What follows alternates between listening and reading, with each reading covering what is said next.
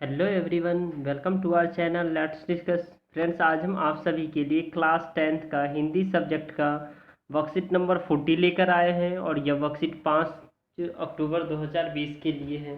तो आइए इसे एक एक करके बेहतर तरीके से समझते हैं। फिर इसको का सॉल्यूशन भी मैंने टाइप करके दिया है, तो फिर आप सॉल्यूशन देखेंगे। तो आइए इसे डिस्कस करते हैं। अगर आप हमारे चैनल पे नए हैं दोस्तों, तो आप चैनल को लाइक कीजिए, शेयर कीजिए, सब्सक्राइब कीजिए और बेल आइकन प्रेस कीजिए। ओके फ्रेंड्स, तो आइए स्टार्ट करते हैं। जैसा कि आप देख रहे हैं, चंद्र पाठ 13 मानवीय ये करुणा की दिव्य चमक यानी सर्वेश्वर दयाल सक्सेना जी ने जो क्षितिज पाठ 2 से लिया, उसमें से ये चैप्टर है और उसी को आज कंटिन्यू किया जा रहा है। तो बच्चों, अब तक आप फादर कामिल बुल्फे के बारे में कई बात जान चुके हैं। अब आगे बढ़ते हुए उनके व्यक्तित्व के बारे में कुछ और जानने की कोशिश करते हैं।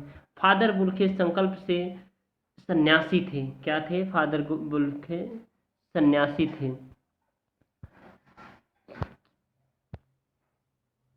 और कभी कभी लगता है वह मन से सन्यासी नहीं थे।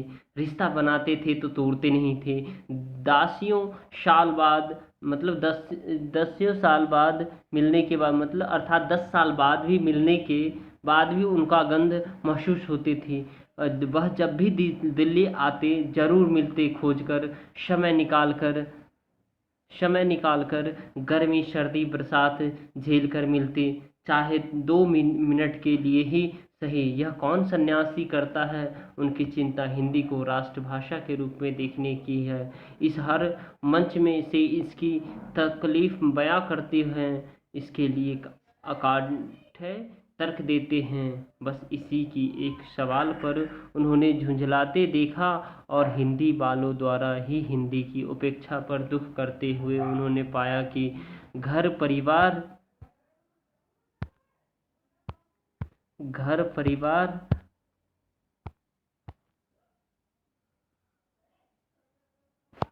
के बारे में, निजी दुख तकलीफ के बारे में पूछना उनका स्वभाव था। अर्थात फादर कामिल बुल्खे एक महान जन सन्यासी थे। ऐसा बट अब कभी कभी लगता है वह सन्यासी नहीं थे। कभी कभी लगता है वह सन्यासी नहीं थे। क्यों नहीं लगते थे? क्योंकि उनका प्रेम लोगों के प्रति, लोगों से बहुत सालों मिलने के पश्चात भी वो लोगों के पास जब भी मिलते थे तो ऐसा लगता था जो कभी कुछ ही दिन पहले मिले हैं। तो उनका एक जो है ना आत्मसम्मान और उनकी जो बातें थी, उनकी जो लोगों के प्रति प्रेम था, वो सारे प्रेम बहुत अच्छा था। वो लोगों से अच्छा बर्ताव किया करते थे, जिस वजह से ऐसा हुआ। और जो किसी गहरी तपस्या से जन्मती है, हर मौत दिखाती है। जीवन की नई राह मुझे अपनी पत्नी और पुत्र की मृत्यु याद आती है। अर्थात फादर कामिल बुल्खे कहते हैं कि जीवन की हर एक राह अपनी पुत्र की मृत्यु याद आ रही है और फादर के शब्दों से झरती विरला शांति है। अर्थात फादर जो है ना, आज भी बहुत ज़्यादा प्रसन्न नहीं हैं, क्योंकि फादर कामिल बुल्खे एक महान जो है ना, वो चाहते थे कि हिंदी जो है ना भारत के लिए राष्ट्रभाषा बने। क्योंकि राष्ट्रभाषा हिंदी के हर एक किसी भी देश के लिए एक बहुत बड़ा उनका सम्मान की बात होती है उस देश के लिए, और वह एक राष्ट्र का सम्मान होता है, प्रतीक होता है। परंतु दोस्तों, आज भी हिंदी हमारे देश की राष्ट्रभाषा नहीं है। हिंदी क्या है? आज भी राज्य भाषा है। तो इस प्रकार से हमें हिंदी को राष्ट्रभाषा घोषित करना चाहिए, ताकि हिंदी हमारी राष्ट्रभाषा होगी तो उससे क्या होगा, हमारी हिंदी हमारे लिए बहुत ही गौरव की बात होगी। हमें हमेशा प्रयास करना चाहिए। आज हम स्टूडेंट हैं तो पढ़ रहे हैं, समझ रहे हैं। आप तो आप एक दिन आप भी बड़े होंगे तो हिंदी को एक न एक दिन, क्योंकि आज दुनिया में जितनी भी जो भी देशों का विकास हुआ है, उस देश में उस देश की एक अपनी भाषा होती है, उसमें विज्ञान बढ़ता है, उसमें देश की प्रगति होती है। लेकिन हमारा देश बहुभाषिता है, डाइवर्सिटी है, बहुत सारे भाषाएं यहाँ बोली जाती है। तो आइए इसे एक एक करके इस सारे क्वेश्चन को हम देखते हैं, फिर इसका हम डिस्कस कर लेंगे। ये पहला, दूसरा, तीसरा, चौथा, पांचवा है।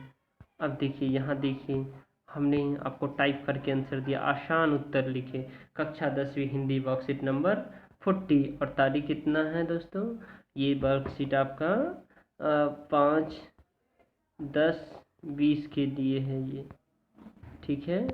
तो आइए स्टार्ट करते हैं। कह रहे हैं जो लेखक को ऐसा क्यों लगता है कि फादर मन से सन्यासी नहीं थे, अर्थात लेखक जो हैं वो कहना चाहते हैं सक्सेना जी, जो लेखक को ऐसा इसीलिए लगता है कि फादर कामिल बुल्खे एक मिलनसार व्यक्ति है। वो हमेशा लोगों से मिलना पसंद करते हैं, उन्हें लोगों से प्रेम है, लोगों से वो आत्मसम्मान मिलता है उन्हें, और लोग उन्हें भी आत्मसम्मान देते हैं। अर्थात इंसान होते हुए मतलब वो लोगों के प्रति बहुत ज़्यादा प्रेम है उनका, और वह लोगों से अच्छे रिश्ता बनाते हैं तथा निभाते थे। मतलब लोगों से रिश्ता भी अच्छे बनाते थे और निभाते भी थे। लेखक को फादर कामिल बुल्खे के रिश्ते की प्रति झुकाव इसलिए संन्यास था झुकाव था इसलिए सन्यासी नहीं लगते थे, ठीक है। तो लेखक को ये आंसर सफिशिएंट है आपके लिए, तो इसको आप लिखेंगे। ओके फ्रेंड्स, अब हम क्वेश्चन नंबर सेकंड देखते हैं। क्वेश्चन नंबर आप सेकंड आप देख पा रहे हैं यहाँ पे। क्वेश्चन नंबर सेकंड है, फादर जब भी दिल्ली आते थे तो क्या करते थे। तो फादर जब भी दिल्ली आते थे तो वह समय निकाल कर लेखक से ज़रूर मिलते थे। किससे, लेखक से ज़रूर मिलते थे, चाहे किसी परिस्थिति किसी भी प्रकार की हो, यानी परिस्थिति किसी भी प्रकार की हो, वो लेखक से यहाँ आने के बाद ज़रूर मिलते थे। ओके फ्रेंड्स, अब हम क्वेश्चन नंबर थर्ड देखेंगे। क्वेश्चन नंबर थर्ड है हमारा, फादर की क्या चिंता थी। फादर कामिल बुल्खे की क्या चिंता थी। तो फादर की चिंता यह थी कि वह हिंदी को राष्ट्रभाषा के रूप में देखना चाहते थे, और अंततः फादर कामिल बुल्खे वो मर भी गए, उनकी मृत्यु हो गई। तत्पश्चात भी आज भी हमारे देश में हिंदी भारत की राष्ट्रभाषा नहीं है। हिंदी धारा 343A के तहत हिंदी आज भी राजभाषा है, अर्थात राज्य की भाषा है। जैसे बिहार में हिंदी बोली जाती थी, बिहार की हो गई, यूपी की है, तो झारखंड की है, छत्तीसगढ़ की है, हरियाणा की है। उसके बाद आप देख सकते हैं और भी ऐसे स्टेट है जहाँ हिंदी बोली जाती है, तो हिंदी हो गई है, ठीक है। तो हमें देश का सच में विकास करना है तो हमें हिंदी को पूरे देश में लागू करना चाहिए। अब हम क्वेश्चन नंबर 4 देखते हैं। क्वेश्चन नंबर 4 है, फादर किस बात पर झुंझलाते थे। ये आप काट देंगे दोस्तों, ये कुछ नहीं है। तो जब हमारे देश के लोग हिंदी बोलने वाले ही हिंदी की उपेक्षा करते थे, अर्थात हिंदी बोलने वाले ही हिंदी के खिलाफ बोलते थे, तब फादर को झुंझलाहट होती थी कि उन्हें हिंदी बहुत पसंद था और हिंदी को राष्ट्रभाषा बनाना चाहते थे, और हिंदी एक राष्ट्र की भाषा होगी। और बट ऐसा नहीं हुआ, दुर्भाग्यवश कह सकते हैं। अब क्वेश्चन नंबर 5 है। क्वेश्चन नंबर 5 आप देख से पा रहे हैं।